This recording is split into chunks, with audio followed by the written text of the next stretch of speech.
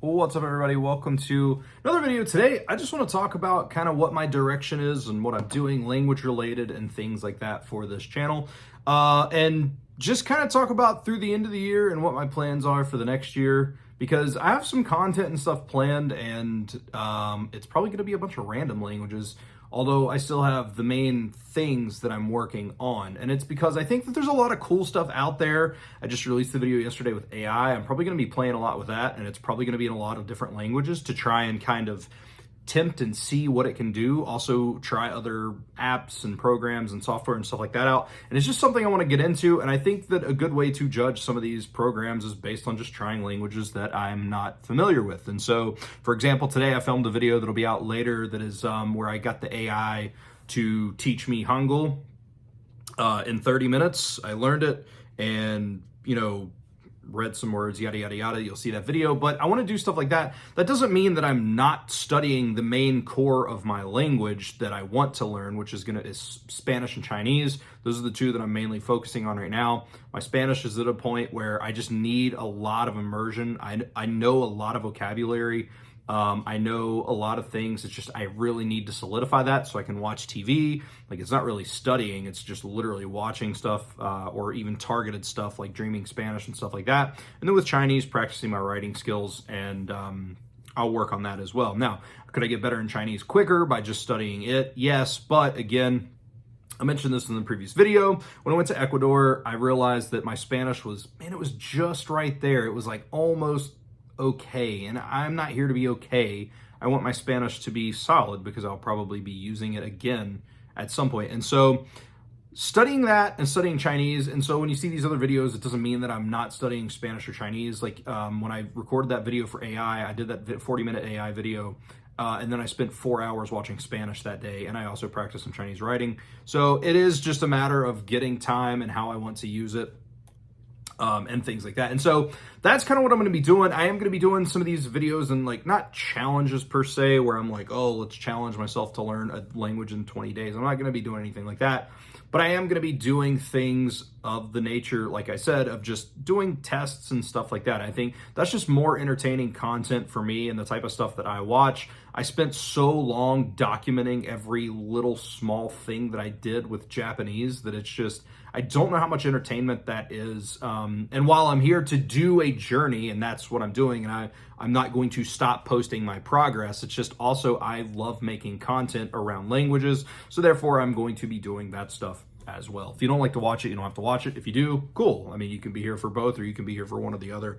But I like testing stuff. I like testing it, seeing what it can do. I love testing apps. I love testing, things like that. I loved doing the other day where I went back just to see how much Esperanto I could learn. It was a really, really fun time. And to me, that is what it is. With Spanish, I'm enjoying Dreaming Spanish. I'm enjoying other content that I'm watching on Netflix. And it's real weird. And obviously, the easier the content is, of course, obviously, but sometimes if I'm watching Dreaming Spanish, if I try to warm up on a beginner video or something like that, sometimes it's almost like I forget that I'm watching something in Spanish because the vocabulary is just so familiar to me, and I'm not translating. I just know what's going on. When I pop it to an intermediate video, a lot of it can be that way, but then there's definitely some more complex grammar or some more complex vocabulary that I'm not overly familiar with, or like very targeted vocabulary, like I don't know what the end of a shoelace is called or something like that. And it's just stuff that you learn over time, and I'm very, very satisfied with that. With Mandarin, again, just writing and stuff. I'm not watching a lot of stuff in Mandarin right now. I'm really, really into some of the Spanish content that I'm watching, but I think it's like this motivating factor where it's like you're watching it and you realize, like, at one point I couldn't understand any of this at all, like none. And now I'm watching it, and for better or worse, so most of the time getting the gist of what's going on. Again, depending topic. Generally, if it's like food related or like learning related, or my son has a toy in here that keeps going off and I have no clue where it's at. It goes off like every day, but it goes off at random times, so I don't know if you heard that or not. But anyway, knowing that I used to not understand something and now that I can is like a crazy experience to me.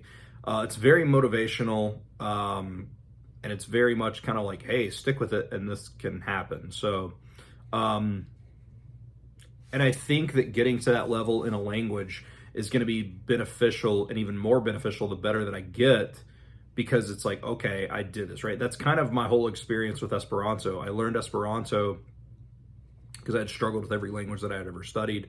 And I said, oh, this is what it's like to be able to do this. Because I got to a point in Esperanto, I went to the Esperanto convention down here. I spoke, no, I didn't do like a speech, but I got around with people speaking purely in Esperanto. And that was very motivating for me. And of course, I didn't use that for years and years and years and years, and that's slowly gone away. But doing it with Spanish, just being able to see, oh my gosh, like it's happening again. Just stick with something and it works. And so if I can get it to that level with Spanish, being able to do it with another language shouldn't be like it's motivating. It's understanding the concept and what I'm doing. Working with a quote unquote easier language than say a Japanese or Chinese for English speakers. And so just being able to do that has really boosted my confidence. And so basically that's kind of what the direction of the channel is simply being positive about language learning. I don't want to get into this like Duolingo battle that's going on and stuff. Now, do I think Duolingo sucks? I think there's a lot of issues with it. I do. But at the end of the day, I think that if somebody gets into language learning by something, that's a good thing. That's a good thing. And we can be more positive and like, hey, you know, if you want to get deeper into the idea of language learning, maybe learn how to learn a little more effectively, I can totally help you out. But if you're enjoying Duolingo, I'm not going to like crap on you, because language learning is such a small niche anyway. So I don't really see why we would criticize others. Like, I get it. There's more methodologies out there that are better than anything, right? I mean, there's better methodologies than this or that. But like, if it's keeping somebody into it, I say let's just let them do it. We can reach out. Hey, you know, if you're doing Duolingo, you should try, instead of doing 30 minutes a day, why don't you do like 15 and try reading 15 minutes of like a kid's book or something? I mean, it's just the way you word things. So, but anyway, being positive, sharing my journey, doing things that are entertaining to myself, uploading them, hoping that you guys love them. And that's pretty much the direction of the channel. That's what I want to do. I want to be happy. I want to share good news, good positive vibes. I'll share my failures as well, because I've always tried to be as open as possible with you guys. That's just something that I do. I don't find a lot of people on like language YouTube that do that, especially because you want to look like you're great. You want to look like you're perfect, right? Like if I ever get to the point where I feel confident calling myself fluent in Spanish, and listen, I went to Ecuador and I made it.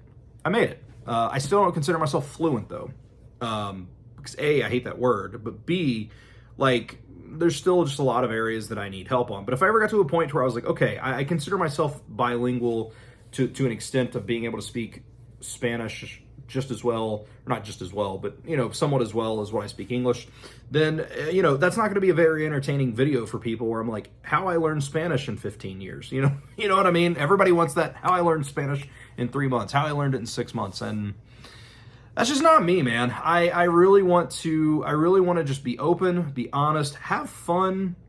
That's why I titled the video yesterday, I tried learning Indonesian with AI. I didn't title it I learned Indonesian with AI, or AI taught me Indonesian.